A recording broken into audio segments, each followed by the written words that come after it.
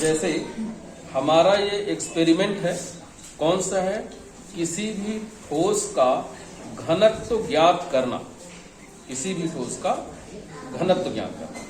तो घनत्व ज्ञात करना यानी घनत्व होता क्या है? द्रव्यमान बटे आयतन। अब देखो, जब द्रव्यमान बटे आयतन होता है उसके लिए हम क्या करते हैं कि यहां पर सबसे पहले देखो क्या है हमारा ये स्प्रिंग बैलेंस। स्प्रिंग बैलेंस यहां पर ये बना हुआ है, कहां से? 0 से लेकर 5.0 न्यूटन। और इधर जो दिख रहा है वो कितना दिख रहा है? ग्राम। यानी जितना न्यूटन है उतना ही ग्राम। इसका अर्थ ये हुआ कि अगर ये एक खाना क्रॉस करता है तो देखो यहां से 0 से लेके 0.5 न्यूटन और इतना बराबर इक्वल टू कितना है? 50 ग्राम। इसका मतलब ये हुआ कि अगर ये जो है 0.5 न्यूटन पे आता है तो मतलब वस्तु का जो भार होगा वो कितना होगा? 50 ग्राम। तो अगर वो 50 ग्राम है तो यहाँ देखो कितने खाने हैं इसमें? 1 2 3 4 5 खाने हैं। तो जो एक खाना होगा वो कितने का होगा? 10 ग्राम। अब देखो 10 ग्राम की स्थिति आ गई यहाँ पर। जैसे ही हमको ये 10 ग्राम हो गया तो हमें ये पता लग गया कि जितने खाना होगा, एक खाना अगर क्रॉस करता है तो 10 ग्राम, 2 खाना क्रॉस करता है तो 20 ग्राम, 3 खाना क्रॉस करता है तो 30 ग्राम। तो सबसे पहले देखो यहाँ पर हमने क्या किया, इसको लटका दिया यहाँ। अब अगर हम यहाँ पे देखें तो हमें ये देखना है कितने खाना ये क्रॉस किया है। तो ध्यान देखो 1 2 3 खाना। कितना इसने किया है? 3 खाना। इसका मतलब ये हुआ कि जो हमारा जो ठोस है इसका वस्तु में, इसका वायु में जो द्रव्यमान है वो कितना है? 30 ग्राम। तो अब देखो यहाँ पर जैसे यहाँ पर हम लोगों ने लिखा था ठोस का द्रव्यमान m बराबर कितना है? 30 ग्राम।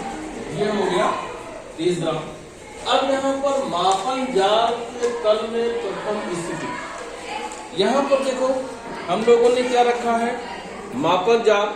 मापन जार में हमने जल भरा हुआ है। कितना जल भरा हुआ है?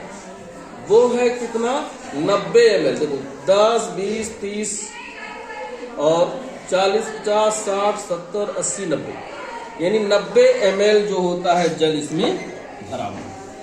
अब देखो जब 90 ml जल भरा हुआ है तो इसका मतलब ये हुआ कि इसकी जो प्रथम स्थिति है, यानी जल में जो मापन जार में जल का जो आयतन है, मापन जार में जल के तल की जो प्रथम स्थिति है वो V1 बराबर है 90 क्यूब सेंटीमीटर, यानी 91 सेंटीमीटर। अब इसके बाद हम क्या करते हैं, इस ठोस को इसमें डालें।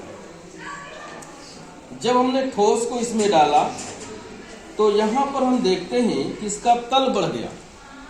कितना बढ़ गया? ये था 90 से कितना हो गया?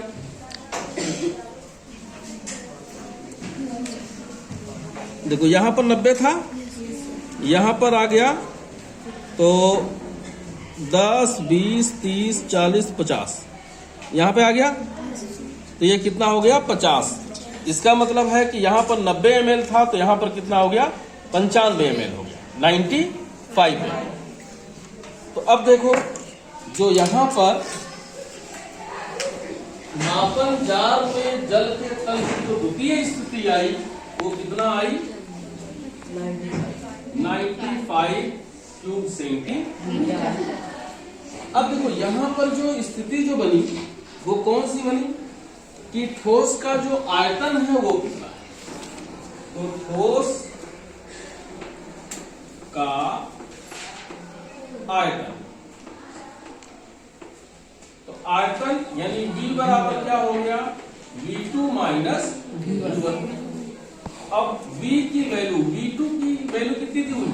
95, जो अभी हम लोगों ने निकाला था ठोस को डुबाने के बाद। प्रथम स्थिति कितनी थी? 90। ये कितना हो गया? 90 हो गया। अब V बराबर कितना हो गया?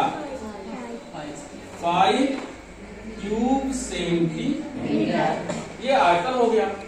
द्रव्यमान हमको यहां से पता है, तो ठोस का घनत्व, ठोस का घनत्व, घनत्व बराबर क्या होता है? द्रव्यमान बटे आयतन, यानी द्रव्यमान हो गया m और आयतन कितना हो गया? तो d बराबर क्या हो गया? मास कितना है? 30 अपान ये कितना हो गया? 5। तो अगर इसे डिवाइड करो तो कितना हो गया? 6। यानी d का मान जो हो गया, ये कह सकते हो ठोस का घनत्व,